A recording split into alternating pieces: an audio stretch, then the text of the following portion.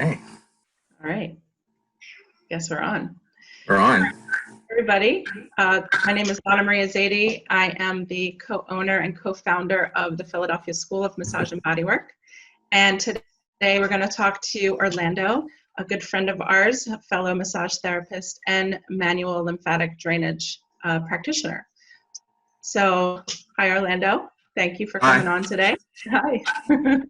So, why don't you tell us a little bit about yourself, maybe where you're from, any work experience or trainings that you've had? Sure. I guess we'll start where I'm from. So I grew up in Seattle.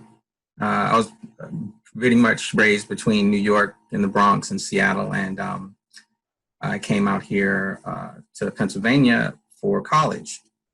And originally, I came here. My original career was in industrial design.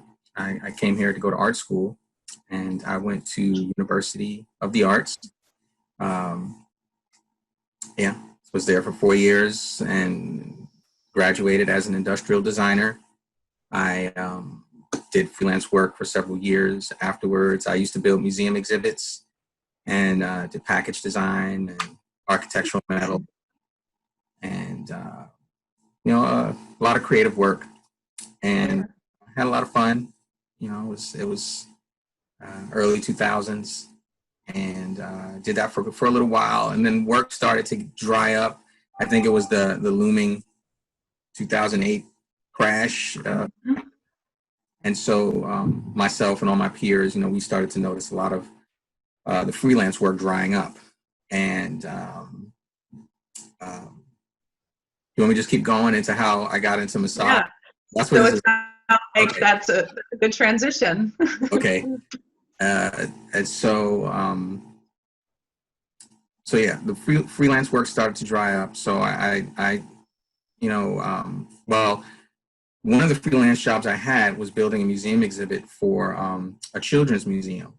And I found it really satisfying to help with, educate children, and we were doing things like we were making crawl through models of the human digestive system, and we build it in Philly, and we, disassemble it and then finalize it on the site.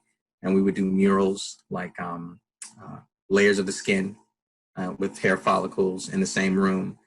And those kind of jobs really inspired me as far as with education. And so when the freelance started to dry up, I started to teach. I was a substitute teacher, and I thought I wanted to be a teacher. I started my master's in elementary education, and I also did therapeutic support staff work for few years. And so it was maybe about a good 4-year block of working with children and in the school system. And it was very eye-opening. I learned a lot. Ultimately, it wasn't for me to stay to become a teacher. And I kind of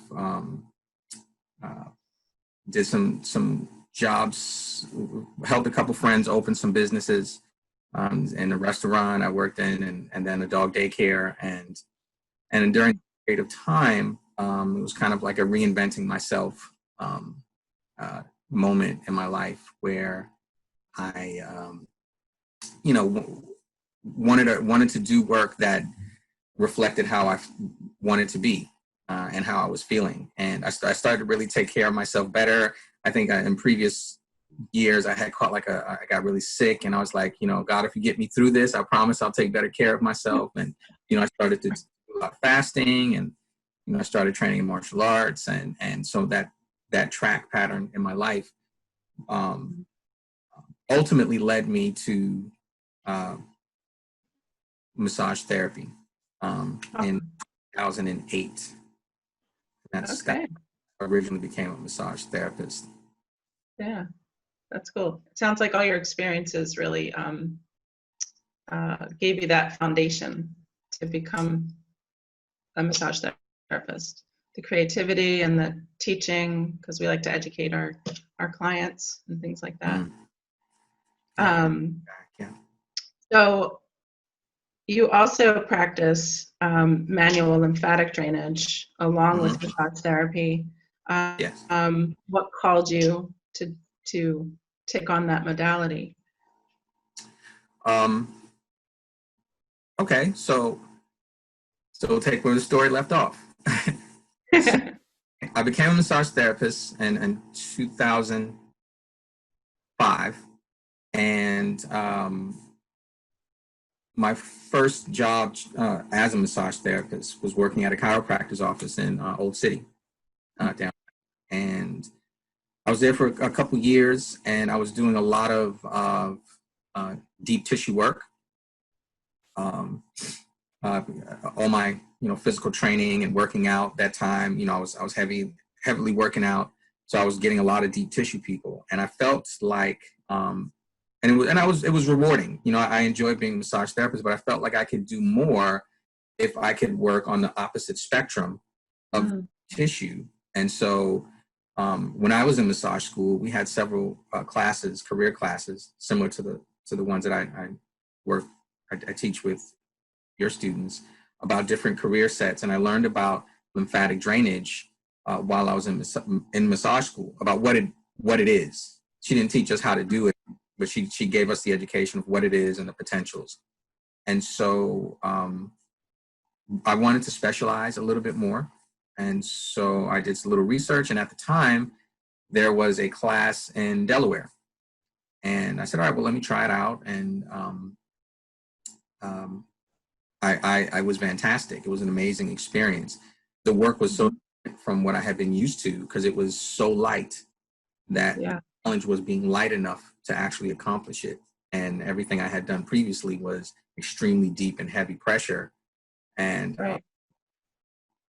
and then I started to understand the benefits of the light work and who I could help.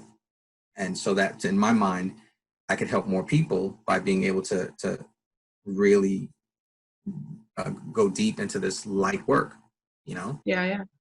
Can Um, you explain what manual lymphatic drainage is? sure, sure. So our lymphatic system is part of our immune system. And when it, so you, when we're damaged, we have swelling, and the swelling usually goes down. It could be called edema if it's not damaged or if it's from some other reason. But lymphedema is when the lymphatic system is not working, and then you have edema because the lymphatic system is not working. The most common examples are uh, cancer patients that have a mastectomy, where the lymph nodes are taken out and from under the armpit or the axilla, and then that arm might swell up. And so, Mm, um, one way to help assist that the lymphedema is to do decongestive therapies, which includes lymphatic drainage, manual lymphatic drainage, and compression bandaging, and self care. And so, and this is the short version, but but the manual lymphatic drainage is basically moving the lymph through the surface tissue, because our lymphatic system is like a web, and it goes throughout our entire body. And we have larger vessels and we have very small vessels, collector vessels, and those collector vessels will be right at the skin, right at the surface. And so the light mm, pressure, the light movement takes advantage of the physiology of the vessels, because it kind of looks like our venous system, where the valves open and close and open and close. And normally when we have our lymph nodes working and our lymphatic system working properly, um, there's an action of suction that it's being moved by us moving. That's why our lymph nodes are always located in our joint areas, because it's almost like we're pumping it up, and all that fluid goes to the heart, where it gets redistributed and waste and or reused. All that fluid that normally gets pulled up, that's how it moves. It goes up. And so the manual lymphatic drainage is manually moving that fluid through a hand treatment. And it's slow, it's repetitive, it's very precise. And when you're trained as a lymphedema therapist, you understand the pathways that the fluid can move. And you have to be creative also, because you never know who's going to walk through the door, of how to get that fluid away from the area, and then how to support the reduction of swelling. And that's where the compression bandaging occurs. And and afterwards, there's continued support with a garment that a patient can, or a person can, put on for themselves. And then we teach them how to do self-care,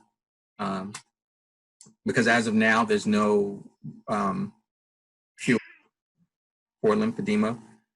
There are treatments that reduce swelling, like decongestive therapies. As a massage therapist or a PT or OT, they can do that treatment. There's surgeries that are now coming about where they're moving lymph nodes from one area to the other. The surgery doesn't mean you don't get lymphatic drainage, though. It gives you, if you qualify, it could greatly improve your situation, but you still need to do the maintenance. And you're probably still going to need to use a compression garment just to be, to keep everything where it is. And in previous years, there were other surgeries. They used to do liposuction, and that really is not a very effective way to do it compared to just doing lymphatic drainage. It can actually cause more damage potentially. And well, it depends on the research and depends on how it's used. I'm not a surgeon, so I really couldn't give you all those specifics. I can just speak on it as a lymphedema therapist and how I've been educated. But there are a variety of ways to help people, but the one that falls in our scope of practice as a massage therapist is manual lymphatic drainage. Gotcha. Very interesting. Yeah. So you currently work at a cancer hospital, yes? Yes. Yes. Cool. How long have you been doing that or working there? I've been there for 11 years. Awesome. Yeah. So, and what do you do there, and what's a day look like to you when you're at work? Okay. So let's see. I'll start from the beginning. So I've been there 11 years. I started there in 2008, and I was hired to build the massage program. That was my assignment in 2008, to build the program from scratch. They didn't have any massage therapists at this site. The hospital's in the Northeast, and it's a private hospital, and there are 5 in the country. And that site didn't have a massage therapist, a permanent massage therapist. And so I'm part of oncology rehab. So I was hired by the rehab director to join that team of a physical therapist, occupational therapist, and a speech therapist. And together we are the bulk of rehab. And so so as a massage and lymphedema therapist, my job was to do the massage for patients, caregivers, and staff, and also to support with the lymphedema needs as needed, because in the state of Pennsylvania, massage therapists can't bill for lymphatic drainage, and so the PTs and OTs would do the billing. They would discharge their patients, and after that period of time is done, it's not like they don't still need lymphedema work. So when they come back for follow-ups, they still need maintenance, and that's when they'll come to me, as well as I can support with addressing lymphedema needs or edema needs for inpatients, because I also see inpatients in the hospital. So how my day works is, I come in, I do chart reviews, I look up my schedule and see how many patients or caregivers are on. I look at the charts for all the patients, look at their schedules, and kind of troubleshoot any potential problems they might have as far as the schedule is concerned. A lot of times my appointment might get bumped or moved, so I try to stay ahead of it, a few steps ahead of it. I have to go to rounds at the hospital, integrated. I didn't mention this. So the hospital, I work at Cancer Treatment Centers of America, and they have a integrative model where they have complementary medicine in-house. So as well as rehab, there's an acupuncturist, there's a nutritionist, a naturopath, mind-body therapist, and so we're the complementary groups that support patients as they go through traditional treatments, which are your surgeries, chemo, radiation, and other therapies.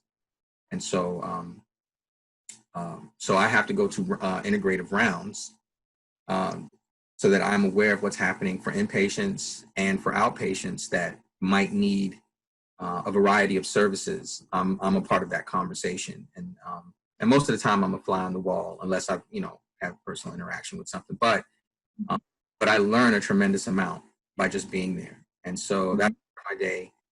And then yeah, and so then I see my patients when they show up.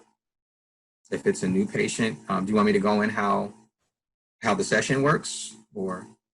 If you like, or we could, yeah, if you want to, sure. Yeah, sure. I'll go into a little bit of it. So basically, they come in. I do intakes. I assess. I already looked at their medical records, so I know why they're here, but I don't know how they're feeling today, and that's a big part of the intake is observing the patients that come in, and kind of doing layers of intake every day. They don't have to do one every day, but once a year, I have everyone do a new written intake evaluation. But then just assessing how they're doing today, and then also problem solving. Sometimes patients need to be sent to some more emergency care providers when they come to the hospital. The sessions that we run, I designed them to be very low impact because of the intensity of the day that a patient might have when they come to the hospital. Usually they have a lot of schedules in one day. A lot of appointments in one day. So I make the sessions very easy for a lot of people and receive. So most of the sessions, most of them are clothed. The lymphedema ones are not, of course, but most of them are clothed. And that was a really critical decision to make, because a lot of our patients might come from, out of state. This might be the first time they're getting massage. They might have some body issues, mostly body issues. And, so I want people to feel safe to come get the service. And so it's on me as a provider to make sure that I can accomplish my goals with my patients and caregivers, and take the stress off of their day. That's one thing they don't have to worry about. That's one thing and when I tell a lot of new patients, especially the older ones, you don't have to take your clothes off. They're like, oh, thank goodness, and so that's part of the day as well. That's how the session runs. They run in hour-long appointments, and yeah, and then I document in their medical records. That's awesome. It. Yeah. So we have a question from one of our listeners. Julie is asking, in what ways do the physicians and the rehab department support you doing massage? Do you find them supportive? Yes, I do find them very supportive, and so with rehab, I work very tightly with rehab. Like we're a net. We refer to each other. We work with each other very tightly over the 11 years. So as well as seeing patients, they're also I guess just hospital related things that we always have to address. They're corporate related things that we always have to address. When things change for rehab, normally a massage therapist wouldn't have to concern themselves with what PTs and OTs have to do, but because I'm part of a team, now I have to think a little bit differently about how I can best serve to complement my coworkers so that the patient can get the best out of all services. And so with that, there's a lot of communication back and forth with my rehab team. And with the physicians, yes, I get a lot of referrals from physicians for a few different things. A lot of them is for stress reduction, some side effects from treatment, and lymphedema. Lymphedema is becoming one of the newer things that they're referring me to, and it's up to me to help build the pathway to communicate, to educate the doctors on how to use me best. And that's another reason I go to rounds and work tight with my rehab team, is so that we we know, I educate them so that they know they have an in-house resource that they can use, you know, more, you know, and it's going to cost the hospital more money because I'm already here. You're already paying me, and it's not going to cost the patients any more than it would to come see me. And so these are the conversations that are constantly happening. And the doctors are busy, so you gotta feed it to them. They're very stressed out. They got a lot of heavy things to manage in these environments. So, but yes, they do, and I've earned their trust. So, yes. Awesome, thank you. So are there any important professional lessons that you've learned from working at the hospital? Yes. I guess one of the most important things that I've learned is, you know, you have to respect your craft. You have to respect what it is that you do. And you have to educate other professionals on what it is that you do. In the earlier years at the hospital, there were a lot of miscommunication as to what massage therapy in a cancer hospital is supposed to be. And this didn't really come from the therapeutic end. This came from the more administrative end. They thought that massage was a little bit more of a fluff and didn't serve the patients as intensely or as precisely as it does and as it can be. And so there was a lot of education there and I had to educate like executives and, you know, like top executives, like, no, I'm not doing that. And so that's something that I had to learn how to do. I was intimidated. You know, I had never been in these situations before, and I had to ask for advice on what it is. And ultimately I was told, are you the professional? I'm like, well, yeah. I said, all right, then be professional, educate them. I'm like, okay. And so, and I did, and, you know, you do that respectfully, of course, but, you know, I would admit I was surprised at some of the misconceptions that some executives had about what it was that I was doing. And so one of the most important things that I've learned is, you know, you have to respect your craft. You have to, you know, perform as a professional in these environments. And you have to educate other people about what you can and can't do, what your scope of practice is. Because if you don't respect your craft, then nobody else will. That's ultimately what it is in these environments. Have you had any, as a result of your practice in the hospital or elsewhere, any remarkable experiences with MLD or any other therapy? Yeah, I've had quite a few experiences. Oh, here's something interesting. It was in the early years. I worked on a man with no scapula, and he had full range of motion, like no scapula. There was none there. It was removed. He didn't have it removed at the hospital. It was removed someplace else, and the PT was also like dumbfounded by this. And I mean, there was no scapula, no spine of the scapula, none of it. It was all gone. Full range of motion. He was an older guy too, so I'm like, maybe he was just so strong that, you know, from working and doing repetitive behavior but yeah, I mean, and he functioned as if nothing was wrong. And I palpated him. I'm like, me and the PT were like, what? Our education doesn't tell us this is possible, but I saw it with my own eyes. Wow. That's a pretty wild thing. It is wild. There have been lots of things. I mean, yeah, but yeah, that's one of them. I don't know how many, but. And specifically, that's a cool story. What have you seen the MLD do for people? Like, right. You know what I mean? I mean, I've seen. I've done MLD on the face for people, and I've experienced the gratitude that people have experienced